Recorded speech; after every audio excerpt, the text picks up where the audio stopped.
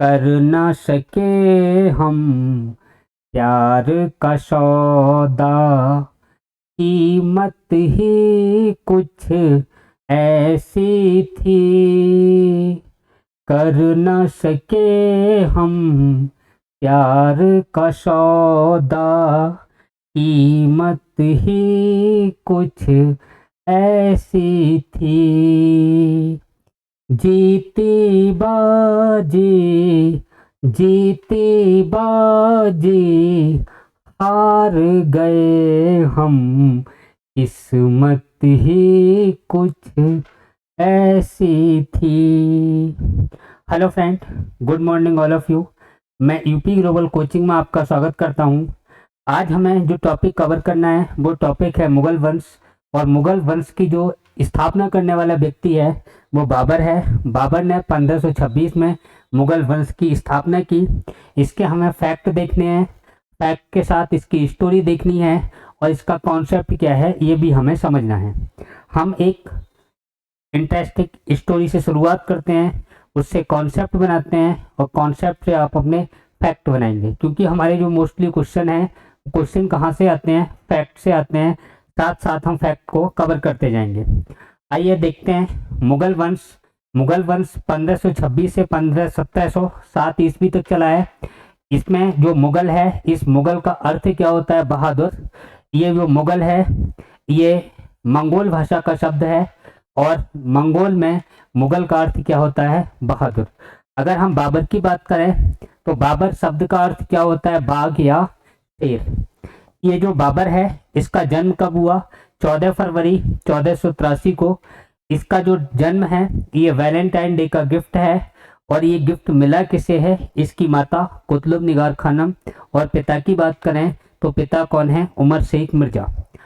अगर हम बाबर के वंश की बात करें तो चगताई वंश निकल के आता है। चगताई का अर्थ क्या होता है? चा और गा से बनाए चंगेज खां और ता से बनाए तैमूर। अगर मैं बाबर की बात करूं तो बाबर अपने पिता की ओर से 5वां वंशज है, अपनी माता की ओर से 14वां वंशज है। ये तैमूर और चंगेज वंश के रक्त का मिश्रण है, इसीलिए इसको चगताई वंश कहा गया है। अगर हम बात करें पिता उमर शेख मिर्जा, माता कुतुब निगार खानम, दादा मीरान शाह, इसकी जो दादी हैं इम्पोर्टेंट एहसान दौलत बेग, क्योंकि बाबर के जीवन पर सर्वाधिक प्रभाव जो पड़ा है वो इनकी दादी का पड़ा है। और ये दादी हैं, ये तैमूर की कहानियाँ सुनाती हैं और तैमूर की कहानियाँ सुन सुनकर बाबर बड़ा हुआ है। अगर मैं बात करूं बाबर के सेनापति मेहंदी हसन और मीर बकी को ध्यान रखना है। अगर मैं वजीर की बात करूं तो मेहंदी ख्वाजा है और इसके जो आध्यात्मिक स्पिरिचुअल गुरु हैं वो कौन है? उबैदुल्ला अहरार हैं। इतनी बातें हमें ध्यान रखनी है। बाबर गद्दी पर कब बैठा? 1494 में ये गद्दी पर बैठता है, फरगना का शासक बनता है। यहाँ पे जो समझने वाली बात यह है, स्टोरी क्या है, स्टोरी की हम शुरुआत करते हैं। बाबरनामा के अनुसार अगर हम देखें तो बाबरनामा में जो बाबर ने लाइनें लिखी हैं उनकी जो स्टार्टिंग होती है वो क्या होती है, उस लाइनों को हम देखते हैं। क्या हुआ जो हम मैदान हार गए, क्या हुआ जो हम मैदान हार गए, अभी सब कुछ नहीं हारे, अभी सब कुछ नहीं हारे। वो इच्छा शक्ति, वो अदम्य साहस, वो इच्छा शक्ति, वो अदम्य साहस जो किसी के सामने सिजदा करने को तैयार नहीं है। ये स्टार्टिंग है बाबरनामा की। और बाबरनामा की ये जो स्टार्टिंग है, यहीं से बाबर जो युद्ध है, अपना जीवन है, सफलता और असफलता है, इसको बाबर जो है वो खेल समझने लगता है और इसको युद्धों को ये एक खेल मानकर युद्ध को लड़ता है। ये टेंशन नहीं लेता युद्ध में हारने का, ये टेंशन नहीं लेता युद्ध में जीतने का, जीतने की ये खुशी नहीं मनाता है, हारने का ये गम नहीं मनाता है। ये मानता है कि इस धरती और आकाश के बीच में आदमी का जो जन्म हुआ है, इसमें आदमी विभिन्न खेल खेलेगा और जो खेल खेलेगा इनमें असफल भी होगा, इसमें सफल भी होगा। यानी कि असफलता में से जब आ हटता है तभी सफलता बचती है। और इसका मानना यह है, इसकी जो सोच है वो जब बड़ी ज़बरदस्त है। और इसका मानना यह है कि व्यक्ति को अपनी ज़िंदगी में खेल खेलना चाहिए, व्यक्ति को अपनी ज़िंदगी में अच्छे काम करना चाहिए, सफलता और असफलता की तरफ नहीं देखना चाहिए। व्यक्ति अगर लगा रहेगा तो सफलता उसे निश्चित रूप से मिल ही जाती है। यहाँ पे जो बाबर युद्धों को खेल समझता है और ये जब स्टार्टिंग करता है तो आप देखिए कि ये शासक का बना 1494 में। इस व्यक्ति का जन्म कब हुआ? 1483 में। मात्र 11 वर्ष की अवस्था में यह फरगना का शासक बनता है और फरगना का शासक ये बना 11 वर्ष की उम्र में। हम और आप कंचे खेल रहे होते हैं, 11 वर्ष की उम्र में हम और आप पहिया घुमा रहे होते हैं और उस आयु में ये व्यक्ति फरगना का शासक बनता है। शासक कैसे बना? इसके जो पिता हैं फरगना में छत के ऊपर खड़े हैं, कबूतरों को दाना डाल रहे हैं और कबूतरों को दाना डालते समय गिरकर बाबर के पिता बोले तो उमर शेख मिर्जा इनकी मृत्यु हो जाती है। और अपनी ये दादी की मदद से बोले तो एहसान दौलत बेग इनके सहयोग से ये फरगना का शासक बनता है। और फरगना का शासक ये जैसे ही बनेगा, इसके जो सगे संबंधी हैं, इसके जो रिश्तेदार हैं, ये उज्बेक लोग हैं, बोले तो इसके जो चाचा हैं, ये चाचा इस बात को बर्दाश्त नहीं कर पाएंगे कि फरगना का शासक ये छोटा सा बच्चा जिसकी उम्र 11 साल है, इसके अधीन हम रहें, ये हमारे ऊपर शासन करे।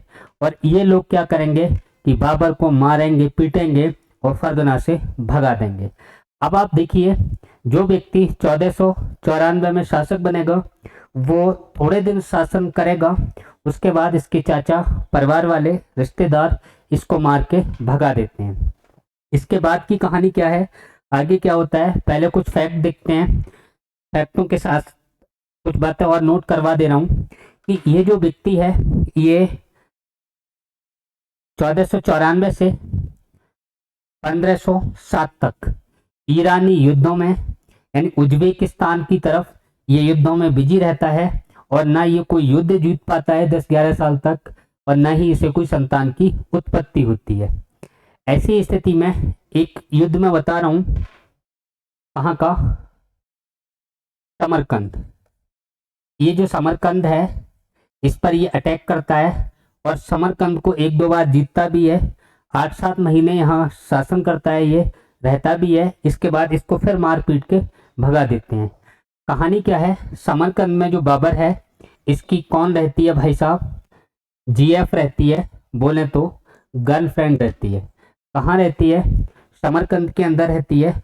और समरकंद में जो गर्लफ्रेंड रहती है इसने एक पत्र बाबर को लिखा, एक लेटर लिखा कि मेरे जो अब्बा हैं वो शादी करना चाहते हैं, अगर आप मुझे लेना चाहते हो तो मुझे यहाँ से आप निकाल लो, ले चलो। ये जो लेटर है, ये लेटर ये लिखती है बाबर के नाम और इसमें एक ये लाइन लिखती है। वो लाइन क्या है, हुई अगर खता तो बता, हुई अगर खता तो बता, मैं अगर बुरी हूँ तो बुरी तो बता, मैं अगर बुरी हूँ तो बुरी तो बता, करती हूँ तुझसे प्यार ए बाबर, मैं गलत ही सही तू सही तो बता। इधर जो बाबर है, बाबर भी एक लाइन लिख देता है, मेरे दिल की धड़कनों को जगाया न कीजिए, मेरा नाम दिल पे लिख कर मिटाया न कीजिए। ये जो बाबर है, ये बाबर एक सेना बनाता है और बाबर ने अटैक कहाँ कर दिया भाई साहब? समरकंद पर आक्रमण कर दिया और यहाँ पे बाबर को समरकंद के लोगों ने गिरा गिरा के मारा, बहुत मारा इसे। और यहाँ से ये बाबर बच निकलता है और इसका एक दोस्त है, इसके दोस्त का नाम क्या है? बाबर का जो दोस्त है वो दोस्त बाबर को समझाता है, कहता है कि यहाँ से जो हम बच आए ये अल्लाह का शुक्र है, अल्लाह का शुक्रिया है। जब ऐसी बात बाबर ने कही अपने दोस्त से, इसके दोस्त का नाम है गयास बेग। क्या नाम है? गयास बेग। यहाँ पे जो गयास बेग है इससे जब बाबर पिट के आता है, पिट के जब आता है ये गयास बेग से कहता है थैंक गॉड, अल्लाह को शुक्रिया कहता है। गयास बेग कहता है अल्लाह को शुक्रिया क्यों बोल रहा है? जीत कर ये थोड़ी आया है, पिट के आया है। क्यों शुक्रिया बोल रहा है? बाबर कहता है कि हम जिंदा हैं इसलिए शुक्रिया बोल रहा हूं। अगर हम जिंदा हैं तो फिर से सेना बनाएंगे और फिर से अटैक करेंगे, फिर से समरकंद को जीतेंगे। ये बाबर की आप पॉजिटिविटी देखिए, सकारात्मकता देखिए। हमारे घर वाले, परिवार वाले लोग हमेशा एक ही बात बताते हैं, सफलता सफलता सफलता। कि अगर हम कहीं असफल हो गए तो हमारे अंदर एक डर बन जाता है। हमारे घर में, परिवार में कोई ये नहीं बताता, बेटे आप जो काम कर रहे हो, जो खेल खेल रहे हो, इसमें असफलता और सफलता दोनों ही हैं। कभी आप अच्छा प्रदर्शन करोगे, कभी बुरा प्रदर्शन करोगे। ये बात हमारे घर वाले नहीं बताते। हमें केवल सफलता सफलता बताई जाती है। और जब हम बुरा प्रदर्शन करते हैं, जब हम असफल होते हैं, तो हम सुसाइड जैसी घटनाओं को अंजाम देते हैं।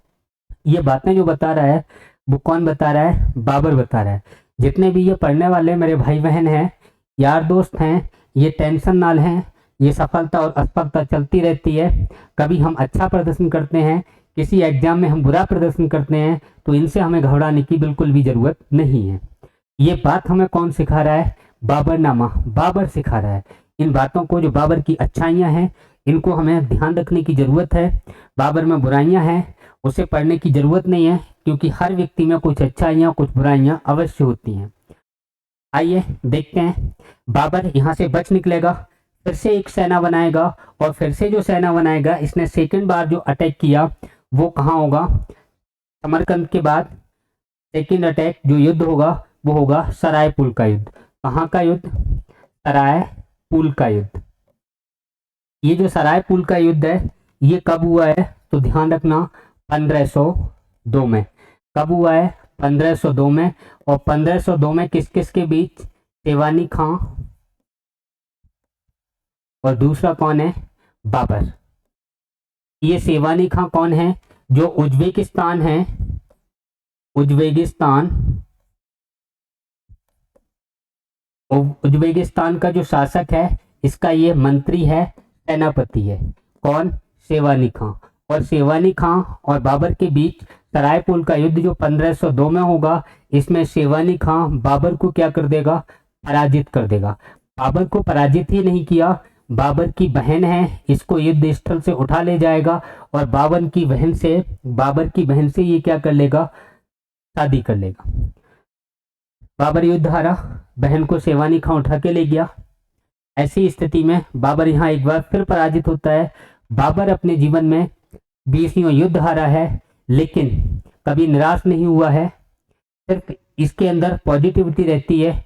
ये कहता है कि जिंदा हैं तो फिर से सेना बनाएंगे, फिर से अटैक करेंगे। इसके डिक्शनरी में असफलता नाम का शब्द नहीं है।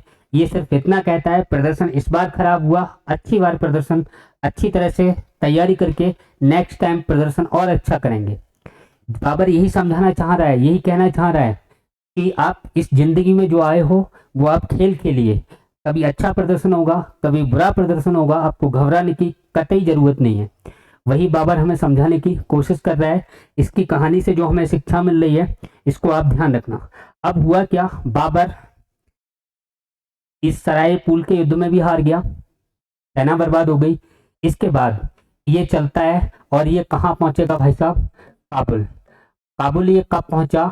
1504 में।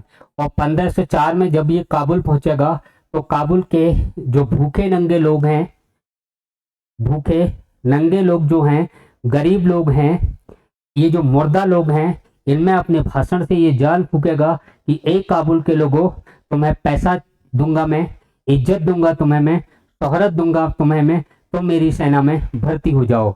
और ये काबुल में एक सेना का निर्माण कर लेता है। ये इसमें काबुल में छोटी सी सेना बना रखी है।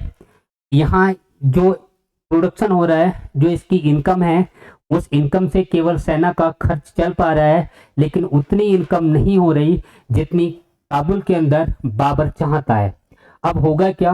बाबर क्या करेगा? अब लूटपाट शुरू करेगा। इधर बात करें हम भारत में, तो पंजाब वाला क्षेत्र है, और पंजाब में दो स्थान आपको ध्यान रखने हैं, भेरा और बाजौर। भेरा और बाजौर, यहाँ पे क्या होता है, इनको ध्यान रखना है, इंपॉर्टेंट क्वेश्चन है।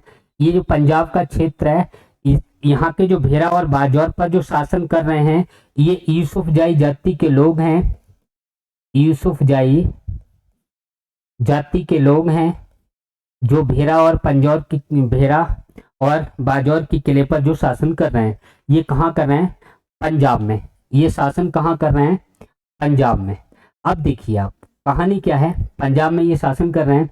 ये जो लोग हैं, ये जो काबुल साइड का जो क्षेत्र है, यहाँ के लोगों को कभी कभी लूटपाट का काम ये यूसुफजाई जाति के लोग करते थे। और ये बात जब बाबर को पता चलेगी तो बाबर अटैक करेगा कहाँ पर? भेरा पर। बाबर अटैक कहाँ करेगा? बाजौर पर। क्वेश्चन क्या बनता है, इसने जो अटैक किया ये 1519 में किया। अब आप क्वेश्चन सुनिए, बाबर ने सर्वप्रथम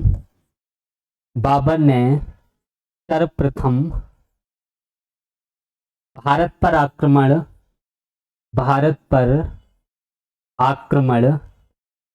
कहाँ किया? तो आंसर क्या होता है? भेरा व बाजौर के किले पर। कहाँ किया? भेरा और बाजौर के किले पर। अगर क्वेश्चन पूछा जाए बाबर ने सर्वप्रथम तोपों का प्रयोग, बाबर ने सर्वप्रथम फर्स्ट टाइम तोपों का प्रयोग कहाँ किया? तो तोपों का प्रयोग अगर पूछा जाए, तोपों का प्रयोग, तो आंसर क्या देंगे? भेरा और बाजौर के किले पर किया है। अब हुआ क्या, ये 1504 में काबुल में आ गया और काबुल में बाबर रह रहा है। 1507 में बाबर अपनी पैतृक उपाधि को त्यागेगा, अपनी पैतृक उपाधि। और पैतृक उपाधि कौन सी है इसकी? मिर्जा। कौन सी उपाधि है? मिर्जा। ये जो मिर्जा की उपाधि है इसको त्यागता है और इसको त्याग कर ये भाई साहब पादशाह की उपाधि धारण करता है। कौन सी उपाधि? पादशाह। पादशाह ये तुर्की भाषा का शब्द है। कौन सी भाषा का? तुर्की भाषा का। और पादशाह का जो अर्थ है वो अर्थ क्या होता है? बादशाह। कौन सा अर्थ होता है? बादशाह। यानी ये बादशाह की उपाधि धारण करता है। कब? 1707 में। और 9 महीने बाद जैसे ही ये टाइटल चेंज करेगा, अब इस बाबर के दिन बदल जाएंगे। जो राज्य इसका नहीं बढ़ रहा है वो भी बढ़ने लगेगा। इसकी 3-3 शादियां हो गई हैं, वंश भी नहीं चल रहा है, वंश भी चलने लगेगा। अब देखिए इसके जैसे ही उपाधि जो त्यागी और नई उपाधि बादशाह की उपाधि धारण की, इसके बाद क्या होगा कि इसके 9 माह बाद, बादशाह की उपाधि के 9 माह बाद इसको एक पुत्र प्राप्त होगा और इस पुत्र का नाम क्या है? हुमायूं। क्या नाम है? हुमायूं। इस हुमायूं शब्द का अर्थ क्या होता है? अर्थ क्या बताओगे? भाग्यशाली। क्या अर्थ होता है? भाग्यशाली। हुमायूं का अर्थ क्या होता है? भाग्यशाली। हुमायूं अपने जीवन में तो दुर्भाग्यशाली रहा है, लेकिन बाबर के लिए यह भाग्यशाली है क्योंकि इसका वंश भी बढ़ने लगा और अब ये उम्मीद करता है कि साम्राज्य भी बढ़ेगा। अब साम्राज्य बढ़ेगा, कैसे बढ़ेगा, क्या होगा, उस कहानी को आइए आगे हम देखते हैं। इस कहानी में अगर हम देखें तो बाबर ने भेरा और बाजौर के किलों को जीता, पंजाब वाले क्षेत्र पर इसने अधिकार कर लिया है। इधर हम बात करें थोड़ी दिल्ली की, तो दिल्ली में क्या स्थिति है? दिल्ली का जो शासक है वो लोधी वंश का शासक है। कौन से वंश का? लोधी वंश का। और इसका नाम क्या है? इब्राहिम लोधी। क्या नाम है? इब्राहिम लोधी। अगर हम बात करें, इब्राहिम लोधी दिल्ली से शासन कर रहा है और इस दिल्ली की 2 उप शाखाएं हैं। एक तो शासन दिल्ली से चलता है और दूसरा चलता है आगरा से। यहाँ पे आगरा में जो शासन कर रहा है वो आलम खां लोधी है। क्या नाम है? आलम खां लोधी। एक भाई साहब इब्राहिम लोधी है, इसका चाचा है और ये चाचा कहाँ का सूबेदार है? पंजाब का। कहाँ का सूबेदार है? पंजाब का सूबेदार है। अब आगे कहानी क्या मिलती है उस कहानी को सुनिए। ये आलम खां लोधी आगरा की शासन व्यवस्था देख रहा है और ये जो पंजाब का सूबेदार है वो इसका चाचा है और इस सूबेदार का नाम क्या है? दौलत खां लोधी। क्या नाम है? दौलत खां लोधी। ये जो दौलत खान लोधी है ये पंजाब का सूबेदार है, आलम खान लोधी है वो कहाँ का है भाई साहब, आगरा का सूबेदार है। आगे क्या है कि ये जो दोनों लोग हैं, ये दोनों लोग आपस में बातचीत करते हैं और ये कहता है कि किसी तरीके से इब्राहिम लोदी को यहाँ से हटाओ। अब ये दोनों आपस में बात कर रहे हैं, ये प्लानिंग कर रहे हैं कि इब्राहिम लोदी को दिल्ली के सिंहासन से हटाइए। ये प्लानिंग कौन कर रहे हैं, दौलत खान लोधी और आलम खान लोधी। ये पंजाब का सूबेदार है और ये आगरा क्षेत्र देख रहा है। ये दोनों क्या हैं, मंत्री हैं, मिनिस्टर हैं किसके, इब्राहिम लोदी के। ये दोनों आपस में जब बात करते हैं तो ये कहते हैं कि चलो हम दोनों मिलकर अटैक कर देते हैं इब्राहिम लोदी पर। अब ये देखते हैं कि तेरे पास कितनी सेना है, तो ये लगभग 20,000 इसके पास, 20,000 इसके पास, और भाई साहब के पास कितनी भाई साहब, 5 लाख सेना है। अब ये कहते हैं कि हमारे बस का तो है नहीं, क्योंकि कहाँ 20 और 20 40,000 और इसके पास 5 लाख सेना। और जब ये 5 लाख सेना के बारे में सोचते हैं तो ये देखते हैं कि हम इसे तो नहीं जीत सकते। फिर दूसरा आइडिया इनके दिमाग में आता है। दूसरा आइडिया कहते हैं कि ये कि राणा सांगा से कहते हैं, राणा सांगा। अगर हम राणा सांगा की बात करें तो राणा सांगा इब्राहिम लोदी को 2 बार हरा चुका है। और ये 2 युद्ध कौन सा, एक तो भाई साहब 1517 में खतौली के युद्ध में, कौन से युद्ध में हराया, खतौली के युद्ध में। और दूसरी बार इसे जो हराया है वो 1518 में बारी धौलपुर के युद्ध में, बारी धौलपुर के युद्ध में। 2 बार राणा सांगा ने किसको हराया है, इब्राहिम लोदी को।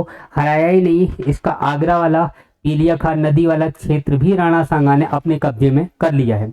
अब ये दोनों विचार करते हैं कि चलो इससे बात करें, तो कहते हैं नहीं, इससे बात नहीं करना है। क्यों नहीं करना है कि ये तो अपना ही सांगा बिगाड़ देगा, ये तो अपना ही सब कुछ बिगाड़ देगा। क्योंकि 2 बार तो हमें जो हराया है, तो हम भी तो इब्राहिम लोदी के साथ थे उस समय, तो इसने 2 बार तो हमें ही मारा है, हमें ही पीटा है, इससे भी बात नहीं करना है। अब ये कहते हैं कि ऐसा करते हैं भाई साहब, कोई किराए का गुंडा देखते हैं। अब किराए के गुंडे की बात आई तो दौलत खान लोधी बोला कि बस अब तू रहने दे, अब मैं सारा इंतजाम कर दूंगा। इसने कहा कैसे, कि हमारे पंजाब में एक लुटेरा आता है और इतनी तेजी से आक्रमण करता है कि आंख मिची की मिची रह जाती है। तो बोले लगाओ उसे फोन, कि फोन तो नहीं है, चलो हम लेटर लिखते हैं। तो इस दौलत खान लोधी है, इसका जो लड़का है, इसका लड़का पत्र लेके जाता है किसके पास, बाबर के पास। किसके पास जाता है भाई साहब, बाबर के पास।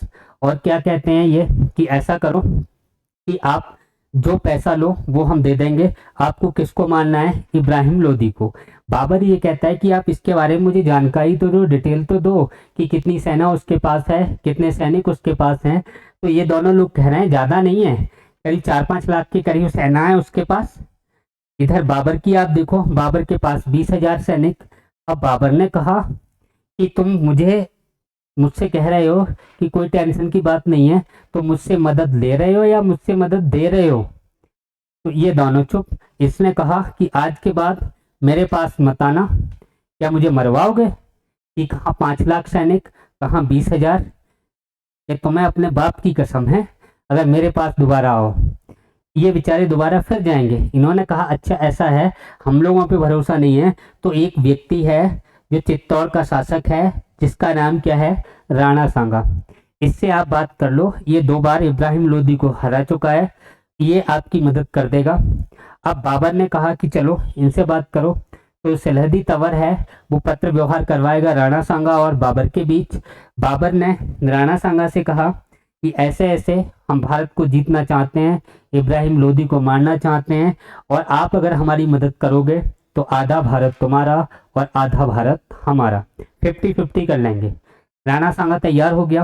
और राणा सांगा जब तैयार हो गया तो राणा सांगा बाबर से इतना कह के अपने जब दरबार में जाता है, तो इसके जो दरबारी हैं वो दरबारी कहते हैं राणा तू क्या पागल हो गया, अरे इब्राहिम लोदी को हम 2 बार पहले ही हरा चुके हैं, और तू ये आधा भारत तुझे मिल नहीं रहा है, तू आधा भारत उसे बाबर को दे रहा है, क्योंकि तुझे अगर भारत चाहिए पूरा तो 4 घंटे की बात है, हमसे कहे हम ला के देंगे तुझे भारत, तुझे उसकी मदद करने की क्या जरूरत है। अब होगा क्या, राणा सांगा ने जो वायदा किया, राणा सांगा पानीपत का जो युद्ध होगा उस युद्ध में नहीं जाएगा।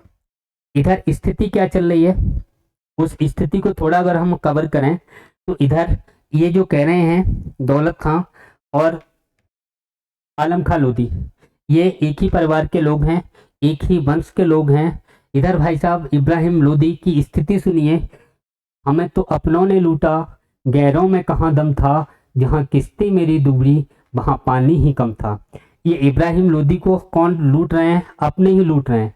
इधर भाई साहब ये दौलत खां लोधी बाबर के सिर पड़ रहे हैं, एक बार आजा आजा आजा, कौन कह रहा है, दौलत खां लोधी।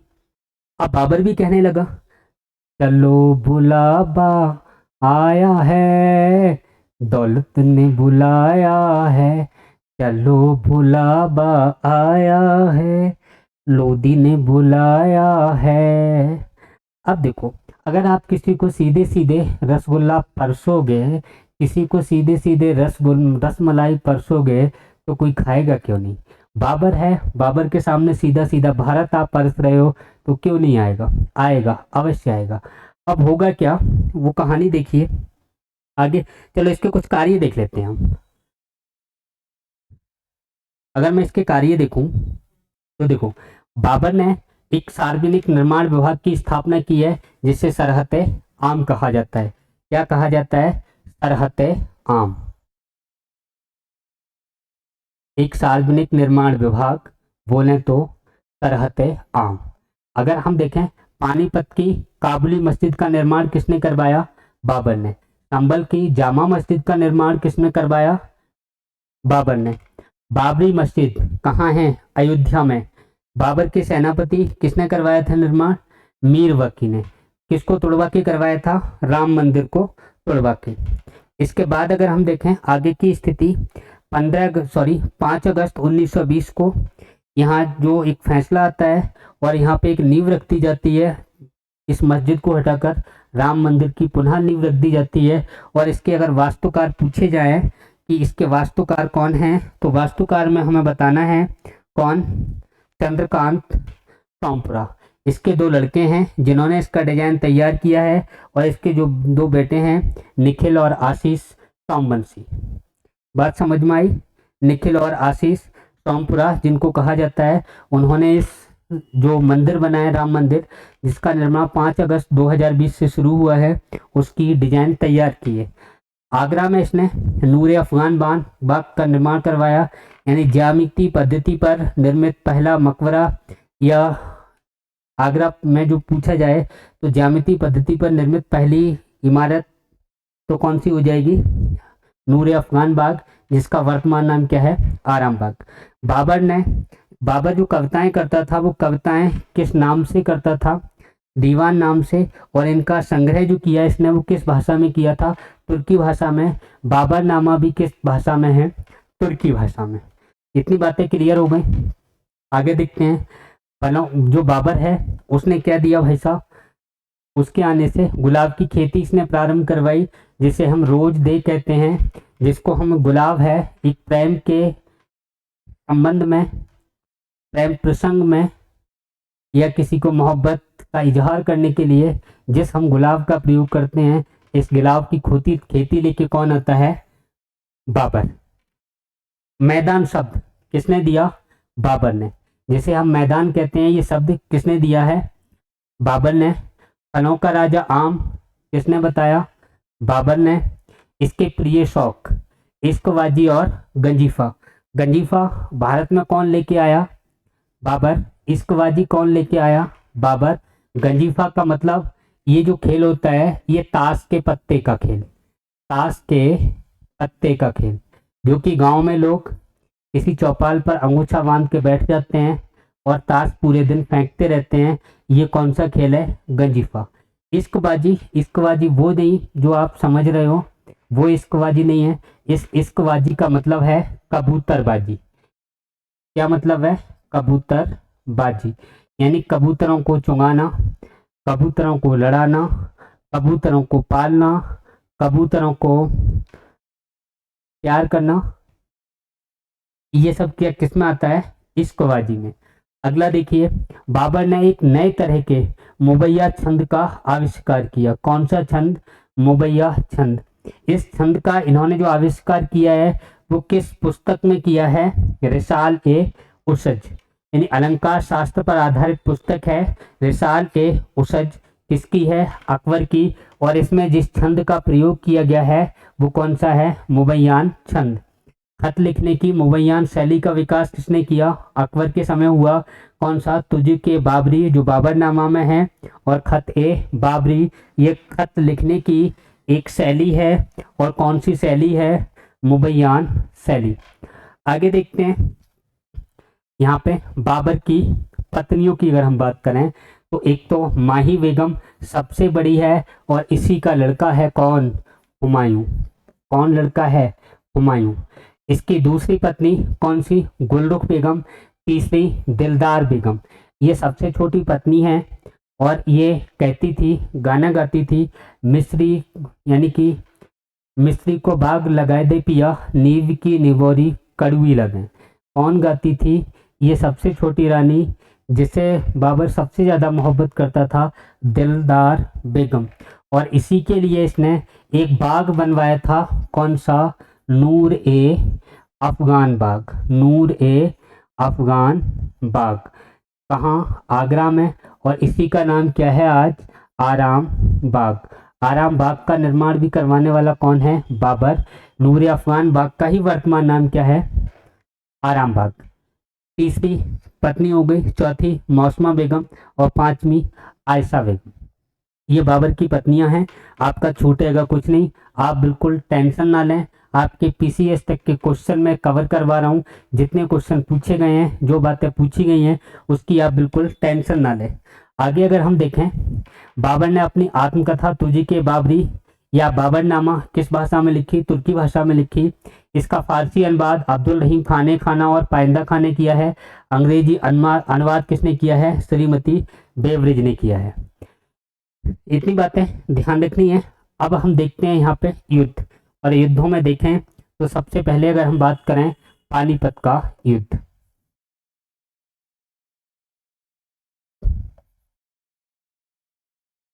पानीपत का युद्ध कब हुआ है? 21 अप्रैल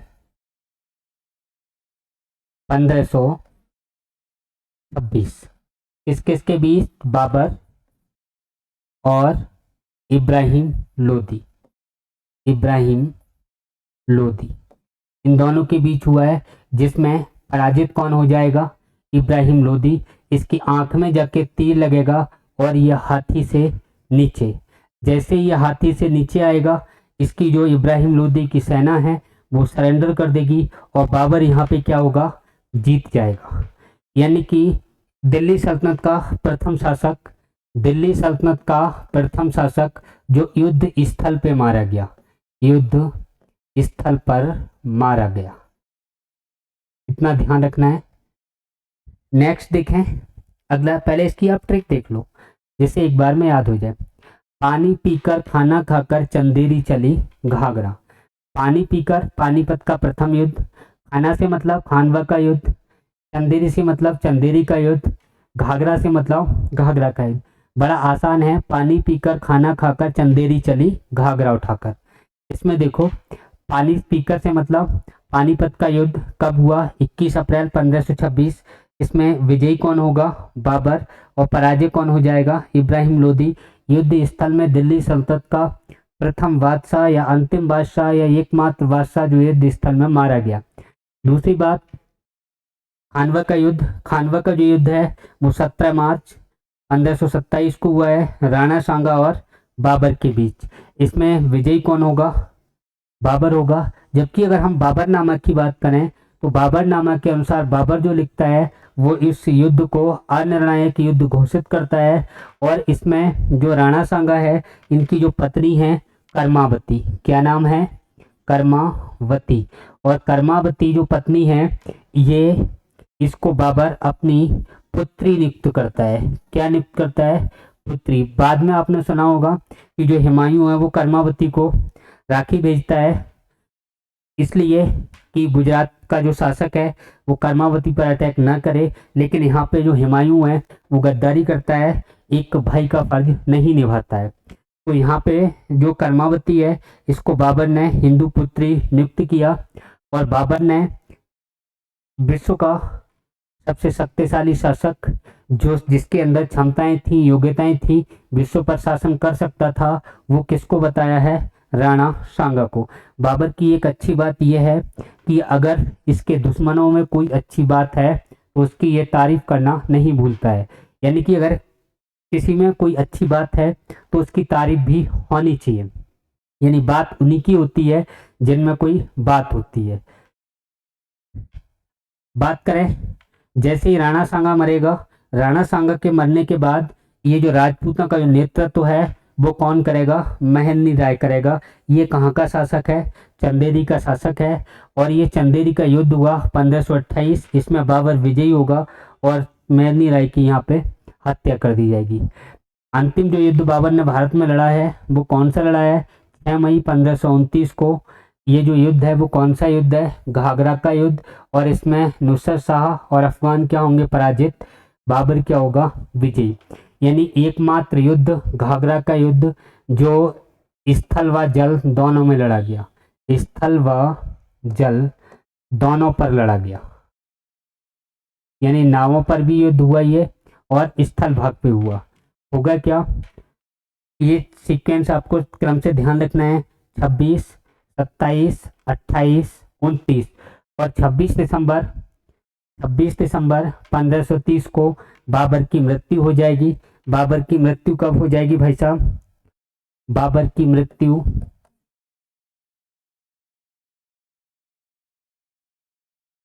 26 दिसंबर 1530 को। अब इसका जो मकबरा है, मकबरा पूछा जाता है, मकबरा कहाँ है? काबुल। कहाँ बताना है? काबुल। सॉरी, आगे देखिए। जैसे ही ये पानीपत का युद्ध जीता, पानीपत का जब युद्ध जीतेगा, युद्ध जीतने के बाद जितनी भी धन दौलत है ये लूट लेगा और ये कहाँ पहुंचेगा? काबुल। पानीपत के युद्ध के बाद काबुल के लोगों को, अपनी सेना को, जो बाबर है वो बाबर एक एक सोने का, चांदी का सिक्का देता है। बाबर क्या देता है? एक एक चांदी का सिक्का देगा काबुल के लोगों को, और काबुल के लोग इस बाबर को यहाँ एक उपाधि देंगे, और उपाधि क्या है? कलंदर की। कलंदर की उपाधि ध्यान रखना, कलंदर। ये कलंदर की उपाधि किसके दी गई है? बाबर को। और किसने दी है? काबुल के लोगों ने। कलंदर शब्द का अर्थ क्या होता है? उदार। क्या अर्थ होता है कलंदर का? उदार। ये आपको ध्यान रखना है। इसके अलावा एक युद्ध मैंने अभी बताया था, खानवा का युद्ध। खानवा का युद्ध, ये खानवा का युद्ध कब हुआ? तो बताया था डेट 1527 में। 1527 में जो खानवा का युद्ध है, इस युद्ध में राणा साव को देखकर एक बार के लिए बाबर घबरा जाता है, परेशान हो जाता है, और इस युद्ध में बाबर क्या करेगा? जिहाद की घोषणा करेगा। यहाँ पे जिहाद की घोषणा करता है, और इसी युद्ध में बाबर गाजी की उपाधि धारण करता है।